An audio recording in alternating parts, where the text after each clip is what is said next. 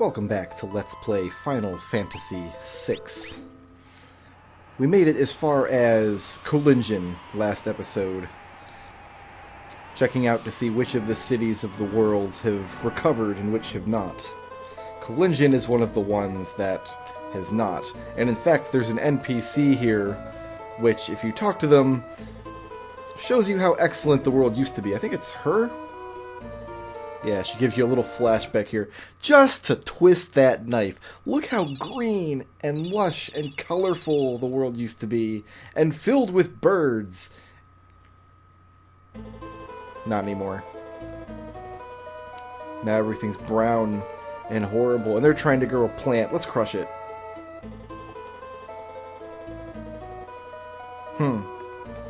So they're trying to grow plants. And even that's not going to happen in this horrible, desolate world. But the most depressing thing of all is that the world has broken the spirit of Setzer Gabbiani. Poor Setzer is just drinking himself to death here in Colingen. One green bottle of cider, scare quotes, at a time.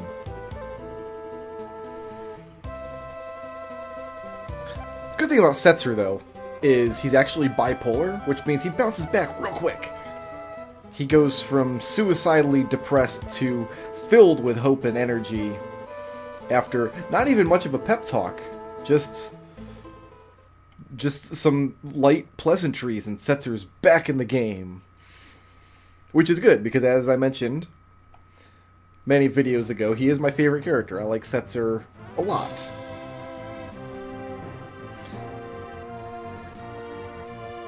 And this is like the first joyful music we've heard in this world of ruin.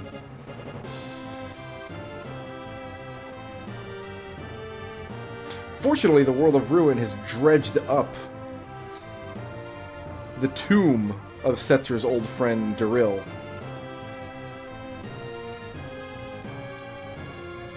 Which is one of the more touching little backstories of the game. But we need to do some more shopping first, because Setzer doesn't have anything worth using. Not really. So, let's go ahead. We don't need any armor. All the armor is stuff that we don't need anymore. But we can get some dice. You know what? I'm just going to buy 2 pairs of dice to start him out with. That's what we're going to do. So, let's get Setzer equipped here. Take a Genji glove, take some Hermes sandals. Who else has Hermes sandals at the moment?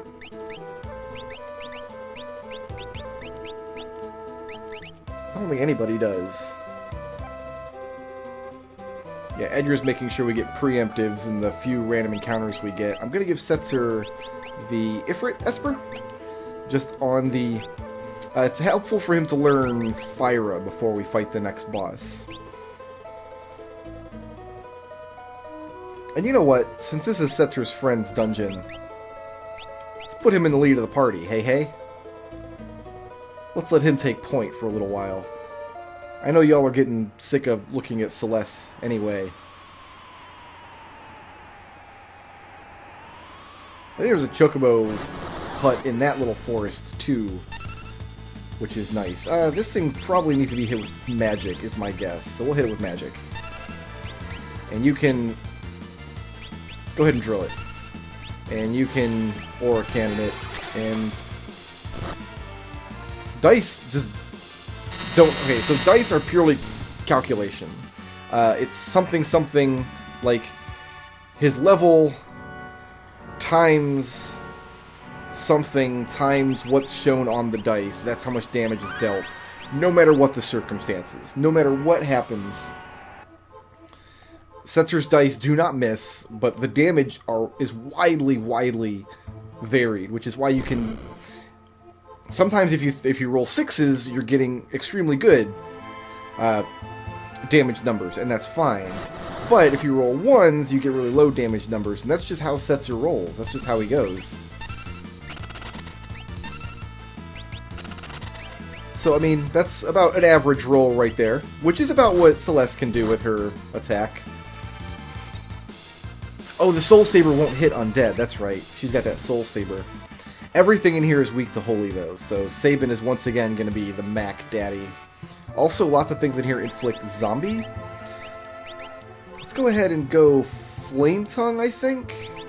Things in here are probably weak to fire, right? Oh, I had 2 Flame Tongues, but I threw one at the ultimate weapon, so I no longer have 2 Flame Tongues.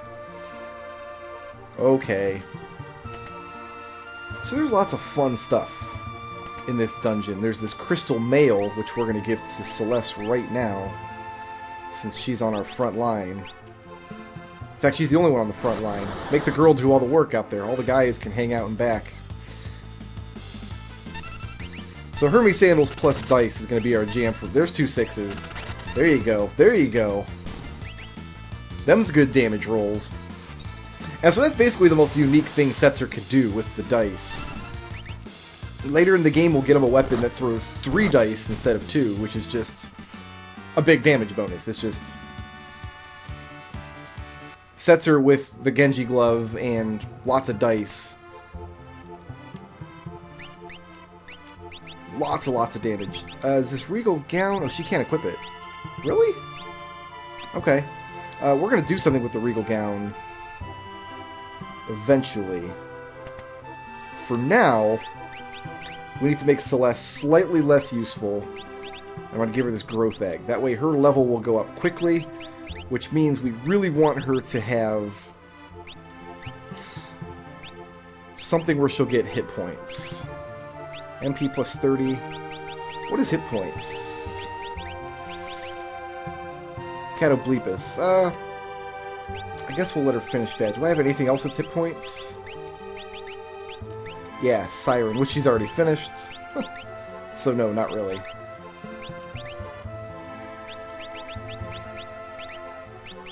She's not getting anything. Oh, she's getting some magic points for Phantom. Alright, so I'm... We'll just leave it. We'll just leave it. But if we leave her with the growth egg, that'll artificially increase her level. Which means she will, on a long enough time span, be able to make good use of the Ultima weapon. I think level 30 is the break point. When you get somebody hits level 30, that's when the Ultima weapon starts being really useful. That's a low roll. Average. You can do better than that, Setzer. And someday, my friend, you will do better.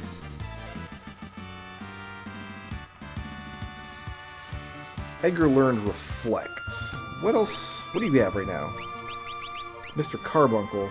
Oh, you can just learn all that. That's fine. Just keep on keeping on with all of that, my friend. So we need to go into this room before we flood the joint, because there's a switch that opens a door. Haha. Ha ha ha ha.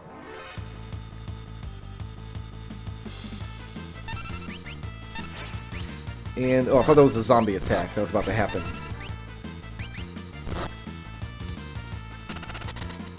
So even with no damage boosting gear... Ew, low rolls. Low rolls, Setzer. Even with no damage boosting gear, you can still... Your output's still okay as long as you make sure you hit weaknesses. So Celes using that Flame Tongue in a dungeon filled with undead, that's going to be a Zambo. Yep. That's no good.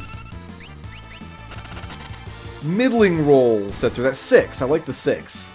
The 6 was nice. And as Setzer's level increases, those dice will do more and more damage. Now, we can't use the ribbon trick, because you can't change equipment while you're a Zambo. That's why a long time ago we bought some holy waters, specifically for this case. Here, drink all these potions. Enjoy.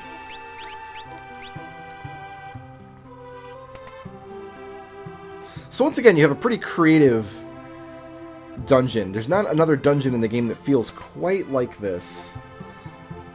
It's pretty cool. That middle door is the way forward, so I don't want to go down there just yet. That's not going to work. Watch, it's going to reform. Oh, it didn't! Oh, the insta-death actually killed him. Usually, when you have like an undead creature, which I thought those plants were, and you hit them with something insta-death, they reform immediately. Something like the Assassin's Dagger will cause it to reform, but that didn't. Huh. So that floods the place. And...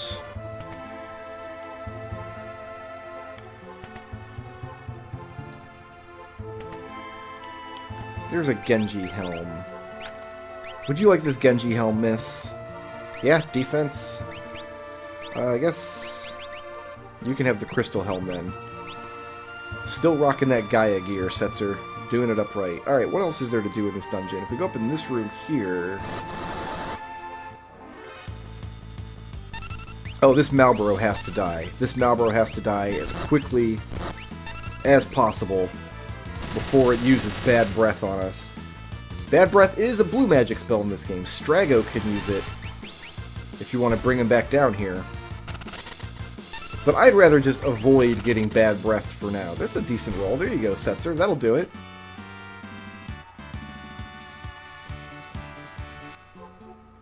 What was in this room? Oh, this is the blank tombstone, right?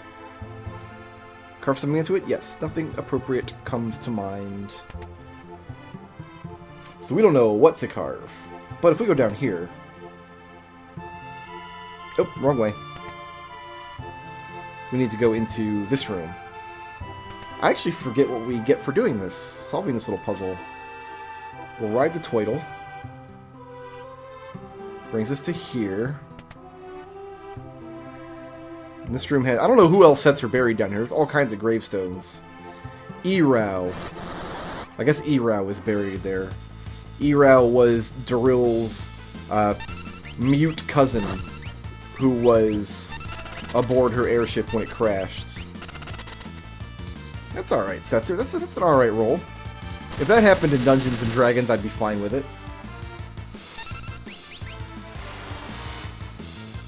So the dice are a fun novelty, and you never have to worry about them backfiring. Nobody's going to absorb the dice. No monsters are going to reform after the dice kill them. You can use them to hit... oh, devised a new blitz. That's going to be... is that going to be his air blitz, I wonder? Oh, chakra. Ugh, no. We don't need that one. We don't need a healing blitz. That was Kissy's tomb. This is Dluro's tomb. And last, Wet. So apparently Setzer had a whole group of friends that were buried down here. See how good fire does in this location. Everything out here should be weak to fire. If I mean, we're using the flame tongue, so I guess that's that. Oh yeah, that's good damage. We should probably just default to that rather than whole aura cannon. Decent, decent. So we take the turtle back, now that we've read all of those tombstones. And the blank tombstone, where Setzer buried the man with no name. Carve something into it? Yes. Let's carve Erau, Kissy, Dluro, Wet. Oh, that's backwards, isn't it? I always do that backwards. Okay, so Wet, Dluro, Kissy, Erau. The world is square, backwards. Oh, it just tells you where the growth egg is. Oh, pfft. I already knew that. Okay. That little puzzle packs more of a punch if you played this game back in the day when Squaresoft was Squaresoft and not Square Enix. So now I can raise the water here. We can turtle on over, and because we already hit the button below, this door should be open. So we got two bosses to kill here. Oh, just one Malboro. We got this. No problem. There's big numbers. That's what we like to see, Setzer. Anything that hits for over 1,000, I'm happy with. If you can do 1,000 damage in a round, you are invited to my birthday party.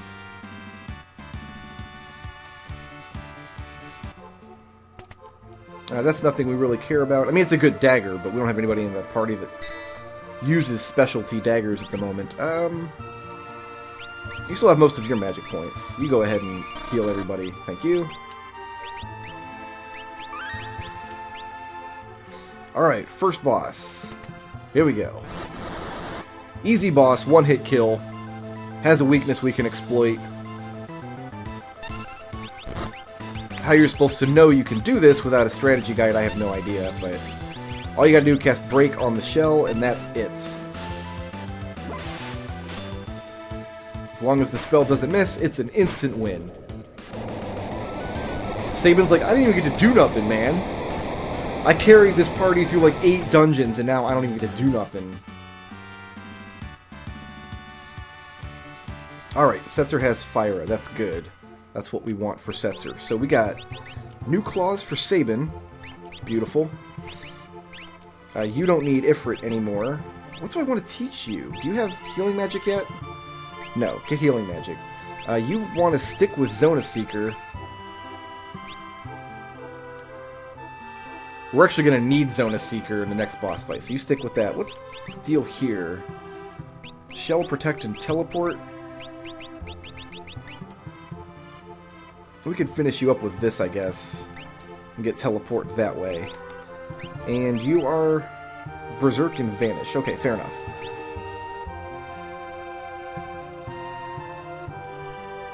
So we need Sabin, because this boss we're about to fight has no major weaknesses that I know of.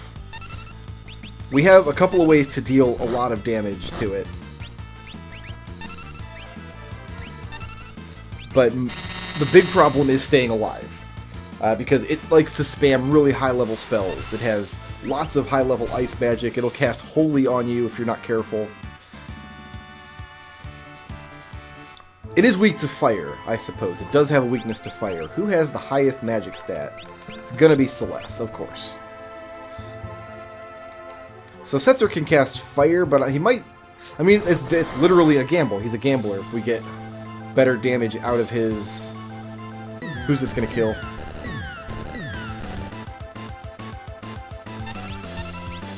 Just Celes, no problem. Okay, get Shell up, please. You can go ahead and start out with Fira. I want you to use this Holy Rod. Pop that out. You can go ahead and throw a heal out.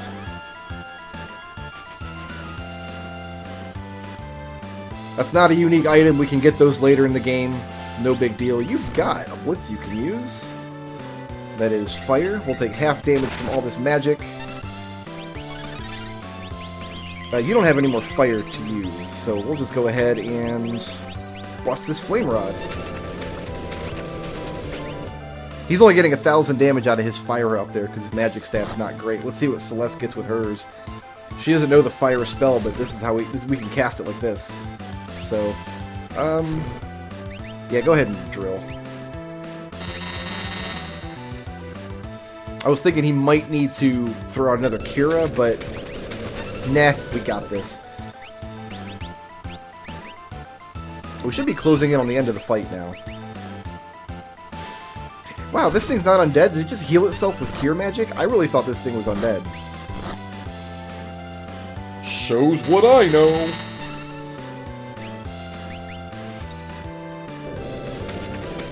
One way you can protect yourself in this fight, obviously, is to use Celeste's Runic Command. Because that will suck up all of the high-level Holy and Ice magic. But he's got a few attacks that don't get Runics. And if she's using Runic every round, she's not throwing out any damage, so...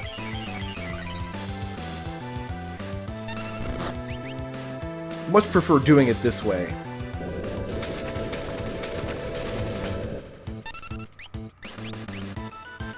We should be closing in on the end of this fight. This thing's kind of tanky. I mean, it's not a tank, it's a chariot. It's kind of chariot-y.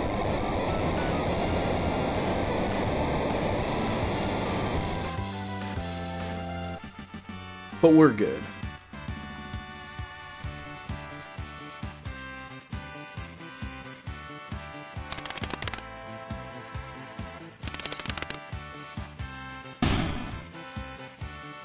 shoutouts to Gabriel Crespo, who sponsored this video, and to everybody who helps make my channel possible by supporting me on Patreon.